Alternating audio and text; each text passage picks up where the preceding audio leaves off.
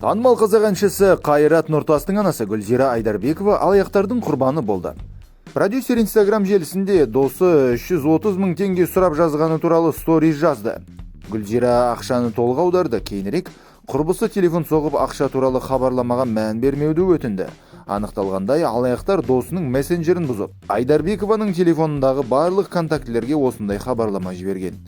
Әйел барлығынан сақ болуды және қателіктерін қайталамауды сұрады. Армысыздар, инста достар. Менің айтайын дегенім, бүгін бізде таң қаларлық жағдай болды. Мен ылғи инстаға жаңағы Айдай қызым деп салып жүремін ғой. Сөйтсем, Айдай қызымның телефон номерінен маған SMS келді. 330 мың теңге қарыз бере аласыз ба, әпке? Таңертең салып жүремін депті. Мен иә деп қоямын. Сосын артынан жаздым, басқа біреу болса бермеші депті. Сонымен Айдай артынша звондайды, әпке сізден ақша сұраған жоқ па депті. Иә сұрадым деп жатырмын ғой. Сөйтсем, менің бүкіл контактымдегі адамдардан мен болып ақша сұрап жатыр екен қарызға дейді. Қызық, басқа телефон номерінен SMS келіп жатсам, жоқ, алаяқтар тура өзіңіздің танысыңыздан соның номерінен хабарласады екен. Сіздер де алданып қалмаңыздар, абай болыңыздар. Айдайдың барлық адамдарына жаңағы Айдай болып қазір ақша сұрап жазып жатыр екен. Мен сізге қазір SMS-ін көрсетейін.